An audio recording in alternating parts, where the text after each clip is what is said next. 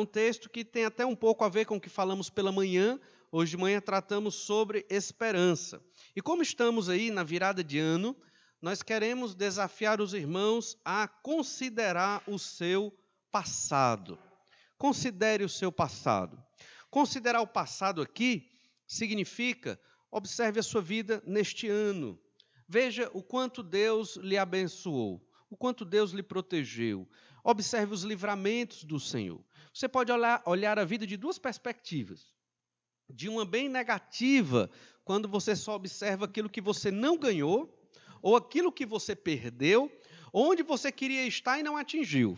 Se você olhar dessa perspectiva, talvez você passe esse ano muito triste, essa virada de ano. Mas se você observar e considerar o passado, o quanto Deus te protegeu, te ajudou, supriu suas necessidades, abençoou em tantos aspectos, talvez você entre no ano de 2018, e esse é o nosso desejo com esta reflexão, que você entre o ano de 2018 com mais amor pelo Senhor, mais gratidão, mais vontade de servi-lo. Se chega o final do ano, parece que as energias vão acabando, nós vamos ficando cansados, até na leitura bíblica, às vezes no exercício da oração, e precisamos de uma energia, precisamos que o Senhor nos anime, nos motive. Por isso é importante considerar o seu passado. Considere. Esta foi uma palavra de um profeta do Antigo Testamento, profeta Ageu. Abra sua Bíblia lá no livro do profeta Ageu, um dos profetas menores, talvez não tão lembrado ou conhecido. O profeta Ageu, ele era profeta no tempo de Jeremias.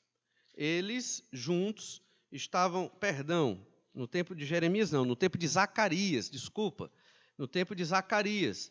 Eles juntos foram profetas pós-exílicos, ou seja, depois do cativeiro babilônico, ok? E, tanto que ele é antes mesmo de Zacarias, mas ele viveu no mesmo período. E a profecia de Ageu, ela é uma profecia que visa trazer esperança no meio de uma grande dificuldade. Por isso ele diz, olha, considere o seu passado. E nós vamos ver no capítulo 1 do profeta Ageu, o que significa esse considerar o passado, de três formas, três motivos para você considerar o seu passado e como Deus lhe abençoou até aqui. Se você começar a lembrar, fazer aí um flashback na sua mente das bênçãos desse ano, do quanto o Senhor tem te abençoado, não só na questão financeira, é óbvio, mas em tudo da sua vida. Então você deve começar a se sentir mais animado, alegre, para servir mais o Senhor no ano de 2018. Então, o primeiro motivo, porque eu devo considerar o meu passado, é porque eu tenho que me manter forte no meio do desânimo. O desânimo, ele tem assolado os crentes, a igreja do Senhor Jesus Cristo. Deixamos de servir a Deus porque ficamos desanimados.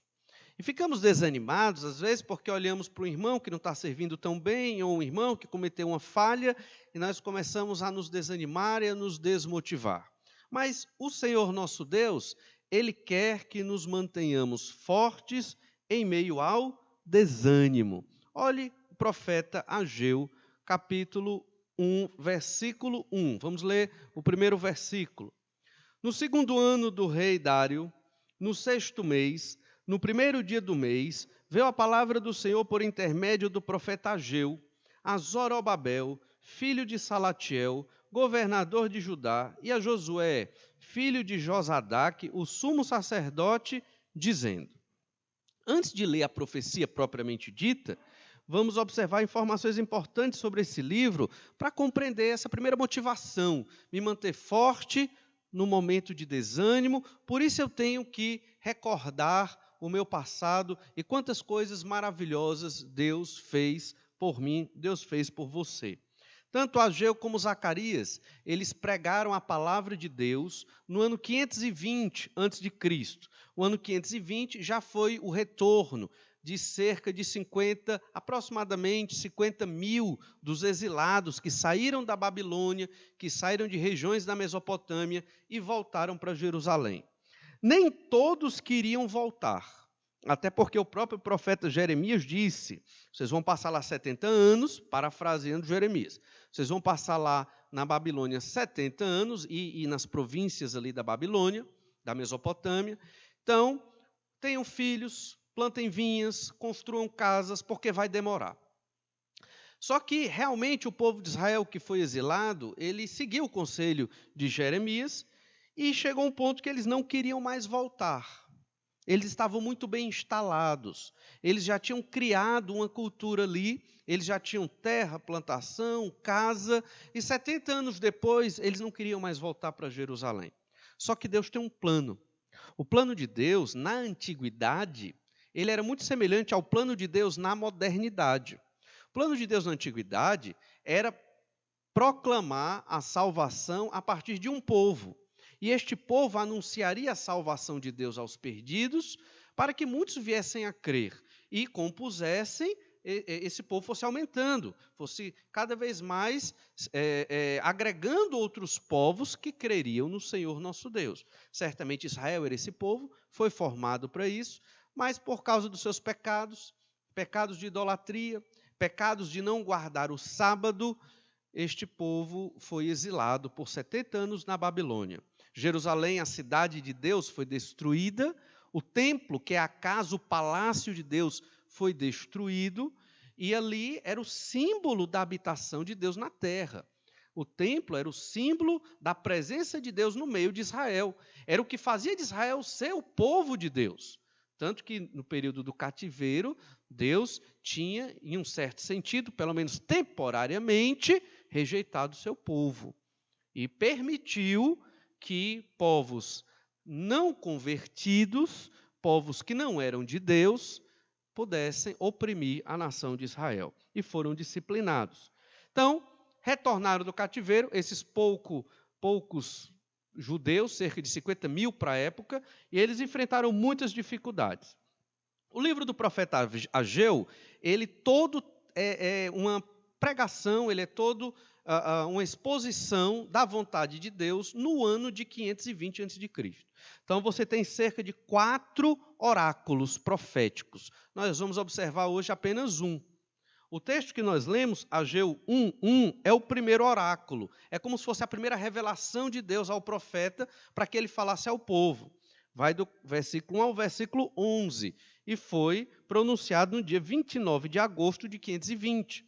A segunda está em Ageu, capítulo 2, verso 1, que foi datado do dia 17 de outubro de 520. O terceiro oráculo é Ageu 2, verso 10, em diante, que foi no dia 18 de dezembro de 520, e o quarto oráculo também data desse mesmo período. O povo, então, que retornou foi no mesmo dia, 18 de dezembro de 520. Foram, então, 4 revelações que esse profeta recebeu e passou para o povo de Israel, que estava voltando, já tinha voltado, e estava se instalando numa Jerusalém destruída, com os muros derrubados, com o templo em ruínas. E então eles tinham que começar todo o trabalho do Senhor novamente.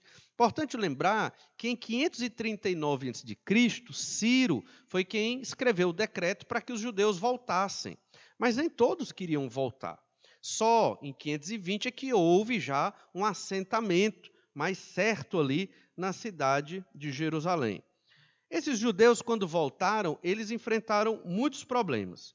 Eles tiveram muitas dificuldades, por isso outros não quiseram voltar.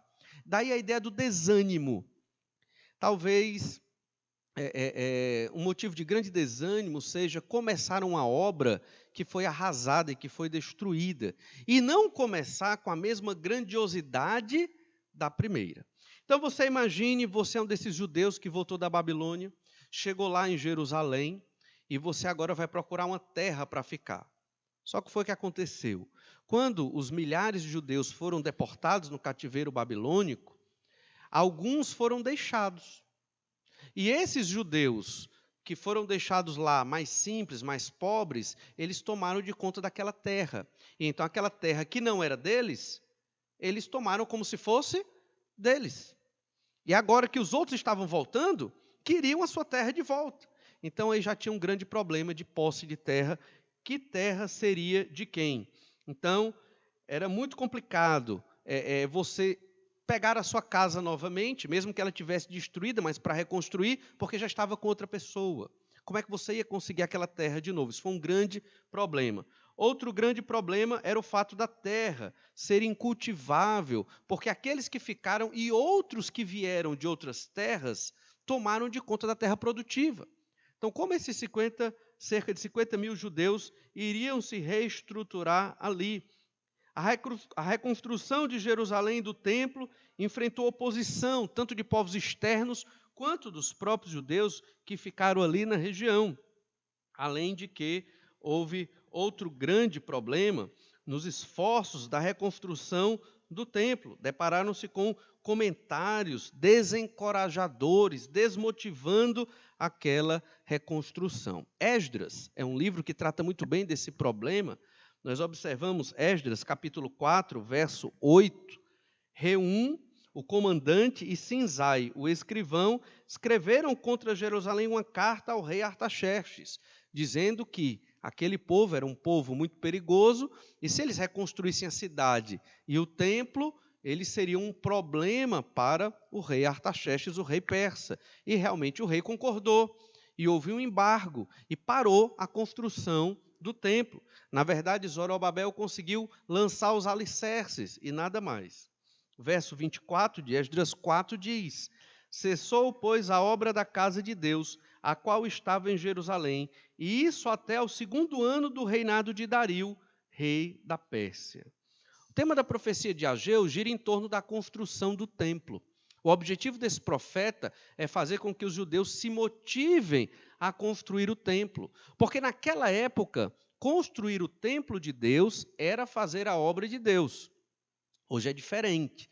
Construir um prédio de uma igreja necessariamente não é a obra de Deus. Por quê? Porque uma igreja pode existir sem o seu prédio, mas óbvio que é interessante ter um prédio para facilitar a adoração, as reuniões, os estudos bíblicos e outras atividades na igreja. Mas naquela época, se você não tivesse um templo, como é que você entenderia Deus habitando entre os homens? Não iria entender. Todos os que retornaram estavam extremamente desanimados. Todos que retornaram estavam tristes, desolados, queriam a reconstrução, mas não estavam muito vendo possibilidades. O que foi que eles fizeram? Eles começaram a cuidar das suas próprias vidas. Se está difícil reconstruir a casa de Deus, se está complicado, nem os nossos líderes estão fazendo, o que é que nós vamos fazer? Vamos cuidar da nossa própria vida. Mas Ageu, assim como Deus mandou essa mensagem para Ageu e nós nos apropriamos dela hoje, devemos nos manter fortes em meio ao desânimo. Talvez o ano de 2017 trouxeram muitas dificuldades. E talvez nesse ano você tenha ficado desanimado, ou na sua leitura bíblica, ou na sua frequência na igreja, ou no seu empenho num ministério que você foi chamado para participar nesta igreja, ou na sua evangelização, evangelizando aqueles do seu trabalho, da sua família, por onde você anda, na sua rua, e você se sentiu meio desanimado. Esse é um bom momento para pedir perdão a Deus, para rever estas questões, e no ano que se afigura, você poder ser mais ativo e não se deixar vencer pelo desânimo. E a vida cristã é assim, um dia depois do outro, e nós temos que viver um dia depois do outro, nos fortalecendo no Senhor, jamais deixando o desânimo nos desmotivar no serviço de Deus. E aí vem uma segunda motivação, que nos ajuda a entender essa questão de que nós devemos estar revendo, considerando o nosso passado. Reveja o seu passado, considere o seu passado. Uma segunda motivação é que a obra de Deus sempre vem em primeiro lugar. Essa também é uma mensagem do profeta Ageu. A obra do Senhor sempre vem em primeiro lugar. Olha o verso 2. Ageu 1, verso 2. Assim fala o Senhor dos Exércitos. Este povo diz: não veio ainda o tempo, o tempo em que a casa do Senhor deve ser reedificada. Isso aqui é Deus dizendo para Ageu o que o povo está falando. Entende? É a palavra de Deus falando para o profeta daquilo que o povo está dizendo. Olha, Ageu, olha o que o povo está dizendo. Ainda não é tempo de reconstruir a casa do Senhor. E então, versículo 3. Veio, pois, a palavra do Senhor por intermédio do profeta Ageu, dizendo: acaso é tempo de habitardes vós em casas apaineladas, enquanto esta casa permanece em ruínas? Então, o povo interpretou os eventos. Todo mundo desanimado, todos desmotivados, dificuldade para plantar, dificuldade para eu conseguir minha casa de novo, porque o tempo que eu fiquei fora e que os meus parentes tinham esse terreno e foram para a Babilônia, eu nasci na Babilônia, meus pais morreram, estou retornando para fazer a obra de Deus, não posso mais ficar no meu terreno porque alguém pegou, e agora como é que eu vou ter esse terreno de volta? Zorobabel era o governador, mas ele tinha muita oposição naquele período também, junto com Josué, o sumo sacerdote, só eles dois estavam entendendo a vontade de Deus, mas havia muita oposição. Haviam muitas dificuldades. E então o povo disse: para que enfrentar tudo isso? Não é o momento de reconstruir a casa de Deus. Assim pensava o povo. Mas o Senhor deu uma outra revelação, a vontade de Deus. Veja que a vontade de Deus não estava coadunando com a vontade do povo. O povo queria cuidar da sua vida. Cada um construía a sua casa. Casa apainelada aqui pode ser literalmente uma casa com forro. Né? Talvez naquela região muito quente, ainda se vê isso, não tanto na região de Israel, mas em algumas localidades, né, pessoas mais simples, né, às vezes até beduínos, eles têm casas sem teto. São só as paredes laterais, porque não chove mesmo, né? Então, raramente chove. Aí o que é que acontece? Pelo menos fica uma brisazinha. Pessoa muito simples, não tem a casa coberta ou forrada. E aqui, devido à guerra, muito provável que aquelas casas foram meio que destruídas, deterioradas. E eles estavam ajeitando e estavam cobrindo suas casas, deixando uma casa mais confortável, uma casa mais habitada. Mas não estavam se preocupando com a casa de Deus, que estava em ruínas. Mente do povo: vamos cuidar da nossa casa. A casa de Deus ainda não é o momento de ajeitá-la.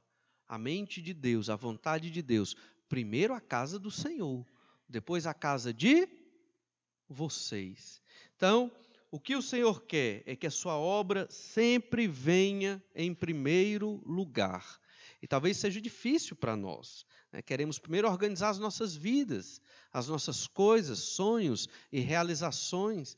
E muitas vezes deixamos o plano de Deus, o projeto de Deus, para quando sobrar tempo, para quando sobrar dinheiro, para quando sobrar disposição. Quando, na verdade, o Senhor quer que a sua obra esteja em primeiro lugar. Veja que estes textos estão diretamente relacionados ao projeto de Deus no Antigo Testamento. A marca, o sinal da habitação de Deus ali era o templo. Então, como o povo adoraria a Deus ali, sem o templo? Era meio que sem sentido. Então era necessário reconstruir primeiro o templo de Deus, para depois cada um ajeitar a sua própria casa. Então, temos que considerar o nosso passado, o quanto Deus nos abençoou, para podermos viver desta forma, pensando primeiro na casa de Deus, que hoje não é um prédio, mas é a igreja do Senhor Jesus Cristo. Tem um paralelo muito interessante aqui. Enquanto o povo, nesse período, depois do exílio, não se preocupou em construir uma casa, um palácio para Deus, e cada um se preocupou com sua própria casa, teve uma pessoa no Antigo Testamento que estava num palácio e se viu indigno. Como é que eu estou vivendo neste palácio e ainda não foi construída a casa de Deus? Você lembra quem foi? O rei Davi. 2 Samuel, capítulo 7, versículo 1, diz assim: sucedeu que, habitando o rei Davi em sua própria casa, tendo-lhe o Senhor dado descanso de todos os seus inimigos em redor, Disse o rei ao profeta Natã: olha, eu moro em casa de cedros, e a arca de Deus se acha numa tenda.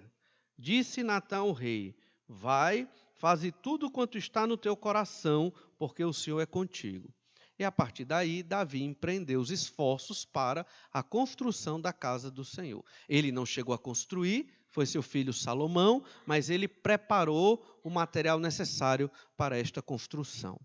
Um homem segundo o coração de Deus, pecador sim, cometeu muitos erros, mas ele tinha um entendimento da vontade de Deus. Qual era? Primeiro, a obra do Senhor. Depois, a minha vida, os meus projetos e as minhas coisas. Jesus deixou muito claro isso, né? Primeiro, o reino de Deus, e as outras coisas vos serão acrescentadas. Tão simples, ensino tão fácil de compreender, nada complexo, mas tão difícil de vivermos nas nossas tomadas de decisão. Mas, ainda no livro do profeta Ageu, você vai ver as duas expressões, uma expressão que se repete duas vezes, que é exatamente o tema desta meditação. Ageu 1, verso 5. Capítulo 1, versículo 5. Diz assim: ora, pois assim diz o Senhor dos Exércitos, considerai o vosso passado. Olha agora Ageu capítulo 1, versículo 7. Assim diz o Senhor dos Exércitos, considerai o vosso passado. Quem está dizendo isso é Deus, é o Senhor dos Exércitos. E quando Deus se apresenta como o Senhor dos Exércitos, aqui, a partir da boca do profeta Ageu, Deus não está vindo para trazer paz. Deus, mais uma vez, está vindo como um juiz, para exortar o povo do seu pecado, que escolheu primeiro suas casas e esqueceram da casa de Deus. Entende? E Deus diz: considere o vosso passado. Porque quando nós nos lembramos do nosso passado e refletimos sobre o quanto Deus nos abençoa e nos livra todo dia do ano de 2017, nós vamos ser mais contentes, felizes e alegres para servir ao Senhor. Certamente houveram problemas no ano de 2017, dificuldades, talvez perdas, tristezas ou até mesmo decepções. Acontece na vida de todos e vai acontecer no ano de 2018. Mas certamente, e não duvide disso, podia ser pior. Não foi pior, porque o Senhor nos guardou, porque o Senhor nos protegeu, o Senhor livrou os nossos filhos, guardou-os dos males, dos perigos. É o Senhor quem cuida de nós, cada passo, cada noite de sono nos protege, é o Senhor. Apesar das dificuldades e problemas que enfrentamos, seria muito pior se não fosse o Senhor. E Deus mesmo, o Senhor dos Exércitos, diz para aquele povo que esqueceu a obra de Deus. Deus diz: considerai o vosso passado. Verso 6. Tendes semeado muito. Ageu 1, versículo 6. Tendes semeado muito e recolhido pouco. Comeis, mas não chega para fartar-vos. Bebeis, mas não dá para saciar-vos. Vestivos, mas ninguém se aquece. E o que recebe salário, recebe-o para pô-lo num saquetel furado. Um saco de couro furado. Ou seja, ele vai guardando dinheiro para pagar as coisas e o dinheiro vai se perdendo quando ele vê, cadê? Né? O que foi que eu consegui pagar? Sobrou nada, né? Talvez nem o necessário para as contas básicas. E quando você observa o passado, mas eu ganhei tanto dinheiro. E o que foi que aconteceu? Às vezes, o problema não é nem que ganhamos muito, é porque ganhamos pouco e não deu mesmo. Mas, às vezes, acontece de você ter um valor e foi tão rápido, não sobrou nem para uma coisa, um passeio, uma diversão. O que foi que houve? Considere o passado. E esse passado aqui é falando para o povo de Israel. A ideia é, lembre Israel da sua história, quem lhe tirou do Egito, quem lhe sustentou no deserto, lhe deu água e pão quando era improvável, Quem foi que lhe abençoou com fartura quando você estava obedecendo? Foi Deus. E agora, depois do cativeiro, Israel, você não reconstruiu a casa de Deus? E foi logo reconstruir sua própria morada? Algo está estranho, algo está errado. Considere o seu passado, povo de Israel. Isso é tão forte que Deus repete no verso 7. Assim diz o Senhor dos Exércitos: considerai o vosso passado. Subi ao monte, trazei madeira e edificai a casa. Dela me agradarei e serei glorificado, diz o Senhor. Deus diz claramente: olha, como foi no passado que o templo foi construído, lembre-se disso, e a nação foi abençoada. Lá em 1 Crônicas, capítulo 29, nós temos um relato de como Davi pediu ao povo oferta para construir o templo. E o povo liberalmente deu o que sobrou, ouro, prata, madeira, tudo que foi necessário. E Davi louvou a Deus, por quê? Porque o povo foi considerado digno de ofertar tudo aquilo para Deus. Aquilo era riqueza que vinha de Deus, que Deus deu ao povo, e o povo devolvia para a honra e glória do Senhor. Certamente, esta nossa reflexão não é para a questão financeira, mas é para todo o nosso ser, para que nos dediquemos à obra do Senhor com todo o nosso ser e que os nossos projetos estejam sempre em segundo lugar. Sempre você deve considerar o passado, ver como Deus lhe abençoa, ver a sua salvação, ver como Deus lhe protege. E eu vou agora deixar de investir na obra de Deus para investir em mim. Naquela época era a construção do templo. Hoje é a igreja. A igreja não se constrói com dinheiro. A igreja é pregação do evangelho, é leitura da Bíblia, é oração, é estarmos um ajudando os outros a crescer no conhecimento de Deus e proclamar o evangelho aos perdidos até a volta do Senhor Jesus. Graças a Deus não precisamos construir um templo todo bonito, né, e até luxuoso como o daquela época. Por quê? Porque nós somos o templo. Já pensou?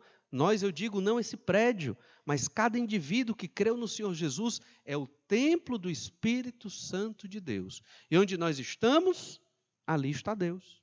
Já pensou? Que ensino maravilhoso, mas ao mesmo tempo que nos causa um pouco de temor, devido à tamanha responsabilidade que nós temos por carregar o nome de Deus, a palavra de Deus, o poder de Deus através das nossas vidas, como servos do Senhor Jesus. Olha o verso 9, Ageu capítulo 1, verso 9. Esperastes o muito, e eis que veio a ser pouco. E esse pouco, quando o trouxestes para casa, eu com um assopro o dissipei. Por quê? Diz o Senhor dos Exércitos. Por causa da minha casa, que permanece em ruínas, ao passo que cada um de vós corre por causa de sua própria casa. Muito claro. O Senhor não deu prosperidade àquele povo. Naquele momento, 520 a.C., período que eles voltaram do cativeiro babilônico. Por quê? Cada um correu para ajeitar sua própria casa. Hoje, a mensagem é: cada um corre para cuidar da sua própria vida, seu próprio projeto, seu próprio plano para o ano de 2018. E o projeto de Deus? O projeto de Deus, ele é muito simples. Se chama igreja. Esse é o projeto do Senhor. Essa é a estratégia do Senhor. E o que é uma igreja? Pessoas convertidas pelo Espírito Santo de Deus ao nome do Senhor Jesus Cristo. Convertidas para quê? Para glorificar a Deus na terra, pregando o evangelho aos perdidos, adorando a Deus, não só nos cultos, que é importantíssimo, mas adorando a Deus em toda e qualquer localidade. Esse é o projeto de Deus hoje. Mas nos atarefamos tanto, assumimos tantos compromissos, temos uma agenda tão lotada, que não temos tempo para os cultos de oração, ou para as programações dos jovens, ou para os encontros de casais, ou para um evangelismo, ou para servir no clube Oance, ou para servir no coral, ou para estar na escola dominical, ou tantas outras atividades que podemos, sociedade feminina, que eu soube que tem 7 guerreiras aí que estão, né, até hoje batalhando, acho que são 7, né? São 7, entende? Então, lembre-se disso, é o Senhor falando aqui, é muito claro, é o Senhor dos exércitos dizendo, olha o verso 8, subi ao monte, trazei madeira, edificai a casa, dela me agradarei, serei glorificado, diz o Senhor. Mas, por causa, já pulando aqui para o final do versículo 9, por causa da minha casa, que permanece em ruínas, ao passo que cada um de vós corre por causa da sua própria casa. Ageu, capítulo 1, verso 10 agora, diz assim, por isso, os céus sobre vós retêm o seu orvalho, e a terra os seus frutos. Muito simples. Por isso não chove na plantação de vocês. Por isso que o fruto não vinga. Estão preocupados cada um com seus próprios afazeres. Esquecem a obra de Deus. Verso 11. Fiz vir a seca sobre a terra e sobre os montes, sobre o cereal, sobre o vinho, sobre o azeite e sobre o que a terra produz, como também sobre os homens, sobre os animais e sobre todo o trabalho das mãos. É Deus, irmãos. É Deus que profere a bênção. E aqui especificamente é uma bênção material. Não estou dizendo que se agora você servir a Deus na igreja, o seu salário vai aumentar, agora você vai ficar mais próximo. Não é isso que eu estou dizendo. Mas estou dizendo que o favor do Senhor está sobre aquele que coloca o reino de Deus em primeiro lugar. Isso é bíblico e é muito claro. E aí no ano de 2018, você considerou o seu passado? Deus diz, considere o vosso passado. Veja o que você fez no ano de 2017. Veja como Deus lhe guardou, como Deus lhe protegeu, como Deus abençoa os que se dedicam à igreja do Senhor Jesus, protegendo os filhos, unindo a família, fazendo você cada vez mais perto de Deus, e esse é o nosso grande tesouro. A obra de Deus sempre vem em primeiro lugar. E uma última motivação para nós considerarmos o nosso passado é que Deus abençoa os que seguem a sua vontade. Isso é até lógico, né? Deus abençoa os que seguem a sua vontade. Você está debaixo da proteção de Deus, se você é fiel, busca ao Senhor. E até mesmo nos nossos erros, falhas e pecados, o Senhor é tão misericordioso que ainda realmente nos protege. Mas olhe Ageu agora, capítulo 1, verso 12. Ageu 1, verso 12. Então, Zorobabel, filho de Salatiel, e Josué, filho de Josadaque, o sumo sacerdote, e todo o resto do povo, atenderam à voz do Senhor seu Deus e às palavras do profeta Ageu, as quais o Senhor seu Deus o tinha mandado dizer, e o povo temeu diante do Senhor. Veja como é bom quando a palavra de Deus é pregada e o povo responde. Não é verdade? Não é um momento de questionar, é um momento de se dobrar à vontade do Senhor. É o momento de ouvir, de ler e de entender. É isso que Deus quer mesmo. E é isso que eu vou fazer.